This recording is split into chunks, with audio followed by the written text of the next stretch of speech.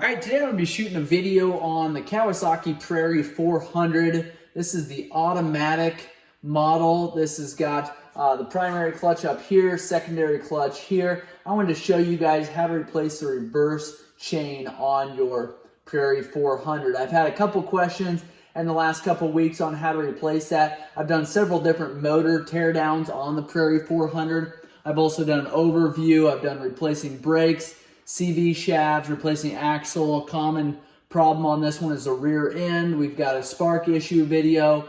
We've got the magneto and the flywheel removal video. So check those videos out. I just wanted to get you guys a video on the reverse chain on this model because several of you have asked. So make sure that you follow up with me. Let me know if this answered your question.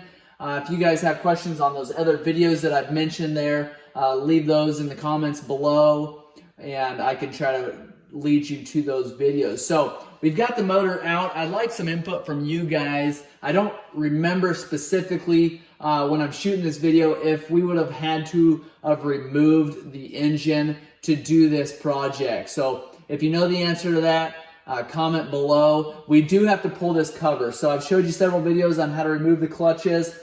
We've removed a handful of bolts, actually a couple of handfuls of bolts all the way around this cover. Kawasaki actually did us a favor on this one and made it super easy for us actually to pull this cover off without having to split our crankcase there. That being said, when you're pulling this cover off, just be really careful. Try to keep these, well, this shaft is going to stay there. Try to keep this shaft in there. Otherwise, what's going to happen is if you pull this shaft out with this cover here, you're going to end up dumping gears. That reverse chain that you guys are replacing is going to get dumped on the bench there, and then any washers and spacers, you're not going to know exactly where they go. A lot of times what I do is I'll actually take and flip this motor up so the shafts are pointing up this direction here.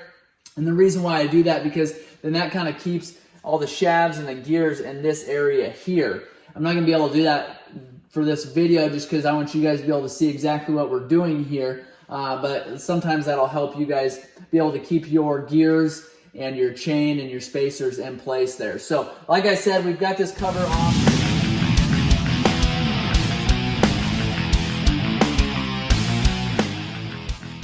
We're to the point on this teardown that we're going to be removing this case. So take a rubber mallet or a dead blow, a small hammer there, just tap this out. This should come fairly easily. You shouldn't have to use a lot of force.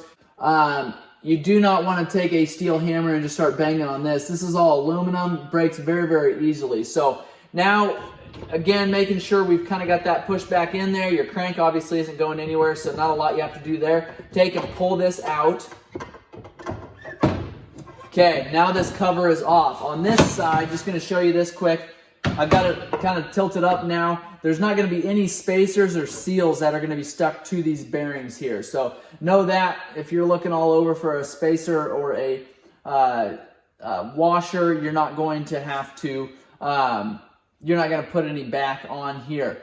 Also, inspect this seal here. That's really the only seal that can go bad on this side. Make sure you look at that. Make sure there's no major damage there. Now we've got a reverse chain right here. Like I said, it's fairly simple to replace this. If all you're doing is replacing your reverse chain, then what you got to do is take and actually pull this shaft out. You get in behind here and you can really just kind of just walk this out a little ways. Now there is going to be some gears and stuff in behind here that may make you stick a little bit. So if you're going to want to take your hands there and kind of wiggle those, you should be able to pull this out a little bit farther here. And then you can just drop that down. Now you're able just to take and replace this chain. I still have my hand behind that. You can see this shaft is completely loose. You can wiggle it around there. At this point, you can pull this chain off of here and you can replace it if you need. Going back together then, stick it over top here. Stick it in there just like that. Get it on this sprocket, and I like to try to get that all the way down. Then put it on here. Now this is going to be the challenging part of it. You got to line the hole up behind this transmission shaft here. I hope that you guys can see that.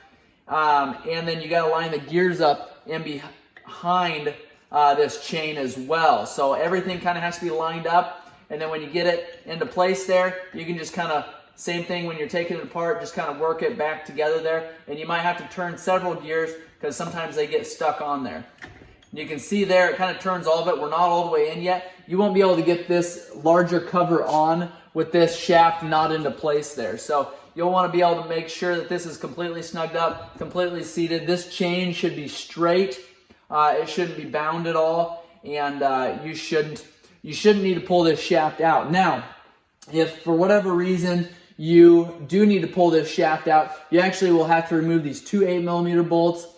Here, these caps will come off there, there'll be pins, and I'll show you exactly how to do that. But for just replacing your chain, this is all that you have to do. Again, make sure your gears are lined up here, make sure the gears in the back are lined up there, make sure everything spins freely. You should be able to spin that without any issues. Now you shift it in reverse, that's gonna move this right here, and that's gonna kick in, and that's gonna allow this to spin. So that is kind of how the reverse works there. You wanna make sure everything's seated. This shaft right here will actually kind of come out as you're pulling on everything. Just take and tap that in, make sure everything's secure back there.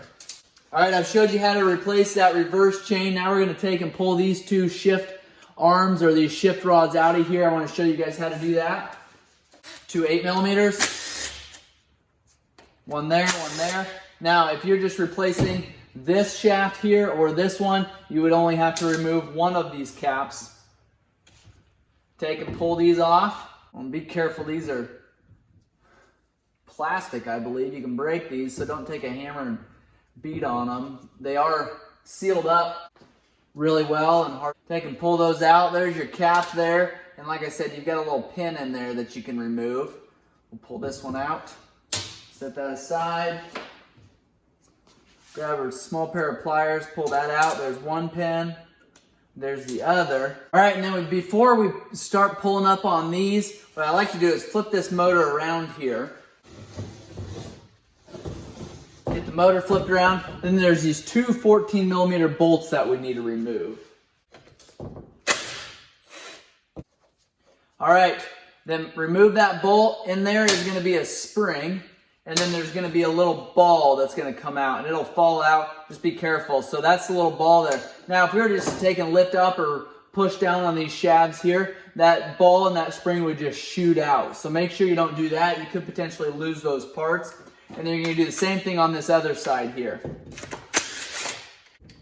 Pull that one out. The spring stayed in the bolt here, and then the ball just dropped out of there. So those are out. Now set these aside, and those are both going to be the same. Doesn't matter which direction you go in or out. But now we've got our shaft that's going to be able to go up and down. Same way with this one, up and down. You can shift this to get it out of the way. Now this shaft will just about come out of here.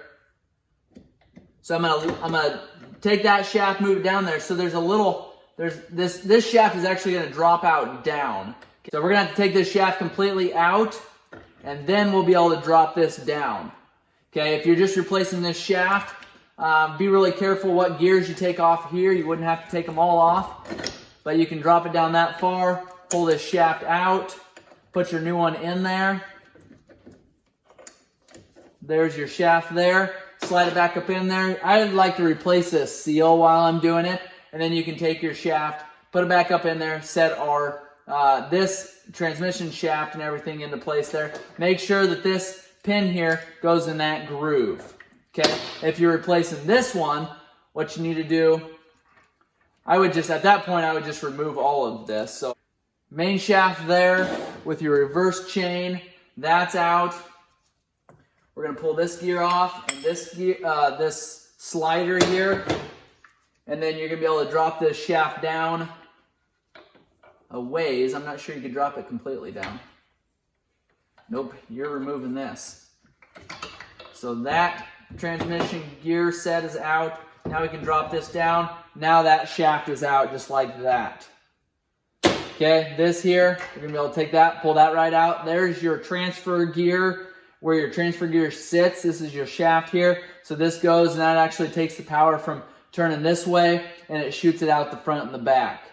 Okay, so that.